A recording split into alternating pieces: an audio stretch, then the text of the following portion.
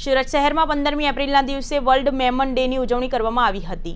સાથે સાથે આ વખતે તમામ ધર્મના ધર્મગુરુઓનું એક સ્નેહ મિલનનું પણ આયોજન કરવામાં આવ્યું હતું।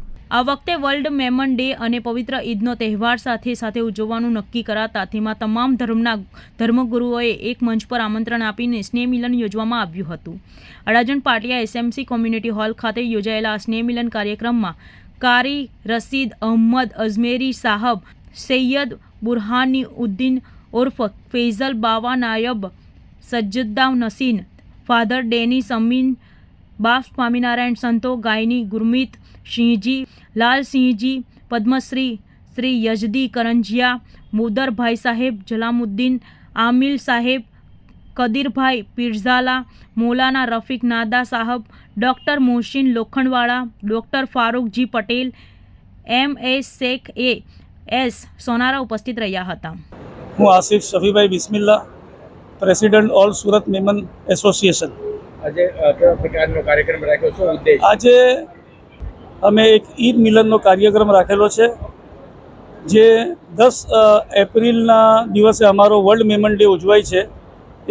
એનો કાર્યક્રમ અને ઈદ મિલનનો કાર્યક્રમ આજે અમે આ બે કાર્યક્રમ એક સાથે મૂકેલા છે। એમાં શહેરના દરેક ધર્મના અગ્રણીઓ આવે છે અને ઘણા મહાનુભાવો અહીંયા પધારેલા છે અને mayor Shri, standing committee chairman Shri, અધિકારીઓ શ્રીઓ બી આવેલા છે અને આજનો આ પ્રોગ્રામ અમે રાખેલું છે।